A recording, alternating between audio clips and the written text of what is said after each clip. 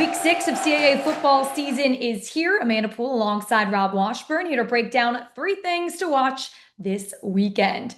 Villanova at UNH, a big conference battle at New Hampshire on Saturday. Number 18, Villanova taking on the Wildcats, who received votes in the latest FCS Top 25 poll after a 24-6 win over UAlbany in their CAA opener last week.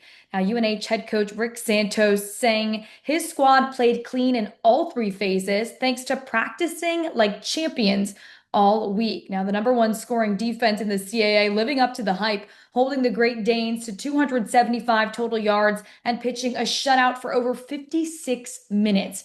Now, offensively, quarterback Matt Vezza continues to find ways to win, passing for 190 yards and a touchdown, plus the dual threat punch to score in. You don't want to take that playmaking ability away from him, and I think that's what makes him unique and ultimately why he got the nod this year to be our starter. So that was a great game by him, just getting the ball out of his hands, getting through progression. Albany threw a lot of different defensive looks at us, and I thought he was poised and had true command of the offense and continues to get better week by week. Vezza will be relying on his O-line's protection on Saturday as Villanova's defense is led by All-America linebacker Shane Hartzell, who sits top 10 in tackles this year, Rob. Yeah, man, Villanova has always been among the top defensive teams in the CAA under Coach Mark Ferrante. There are some newcomers in the lineup this season, especially in the secondary, but having a veteran presence in the middle with Shane Hartzell has helped the Wildcats maintain the standard. Now, nothing helps the defense more than having an offense that can control the ball. And Villanova has that with a veteran offensive line and a talented stable of running backs, led by David Abbott, who has piled up 268 yards and 6 touchdowns on the ground over the past 2 weeks. Quarterback Pat McQuaid has also been solid, throwing for better than 190 yards in 3 of the Wildcats' 4 games. Shane's played a lot of football for us. He's led our team in tackles for the last 2 years. He's leading our team in tackles right now. And he's just a really good linebacker. He can slip blocks. He can take blocks on and then shed blocks. And he can identify what's happening and shoot those gaps to maybe get those TFLs. Kickoff set for 1 p.m. Saturday on Flow College. Next up, it is a rivalry week for Stony Brook and UAlbany as the 2 battle for the Golden Apple. Playing for a trophy and the bragging rights that come along with it is always fun. And what has made this game between the 2 New York rivals so great is how competitive the series has been, with the teams splitting the past 12 meetings. Now, UAlbany's not off to the start it would like record-wise, but the Great Danes have gotten solid play from their defense, holding 3 of their 5 opponents to less than 310 total yards. Ron Holmes and Cam Stotchill topped the team in tackles, and Balancello Kamara recorded a pair of sacks at UNH last week. It's part of what makes college football special. You know, when you get to play a game with your trophies on the line, it's the pageantry that probably a lot of us got into college football loving. As players and coaches and fans of it. So anytime you get a moment like this where, you know, there's a trophy at the end of a game, whether it be a championship or a rivalry game, it's special. And being able to bring it home is something that we talk about annually. Albany's defense will have its hands full with Stony Brook's run game. The Seawolves are coming off a 35-10 win over Merrimack. Quarterback Chris Zellis accounting for 284 yards of offense, including 117 yards on the ground. And Roland Dempster rushing for 114 yards and 3 touchdowns.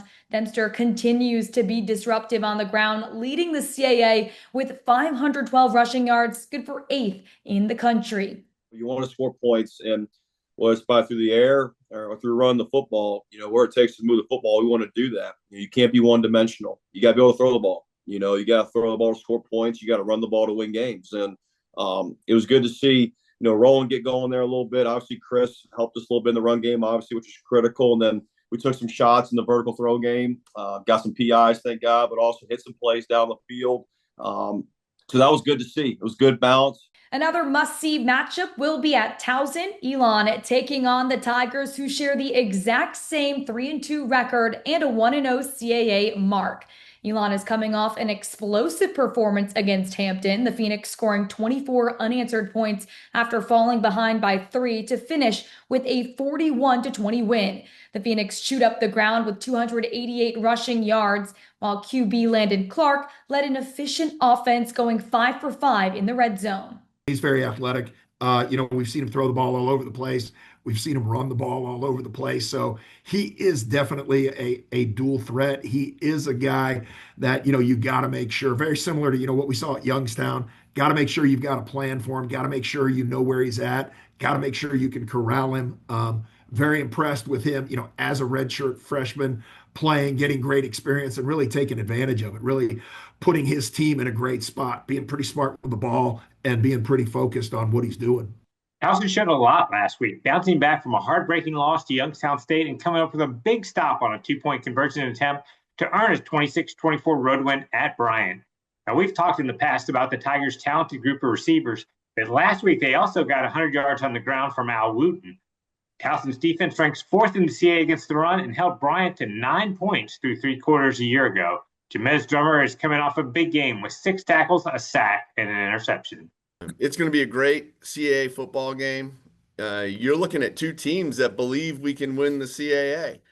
And why wouldn't we, right? Like, together, we've won a combined 9 conference games in a row. If you look at the end of last year and the front end of this year. But that's what's great about the CAA and conference play. It's all about, who you're going to be this week. To tune into these matchups, here's a look at the Week 6 schedule. CAA action starts at 7 p.m. tonight, then 1 p.m. tomorrow. Follow CAA football on Facebook, Instagram, and Twitter for in-game updates and scores.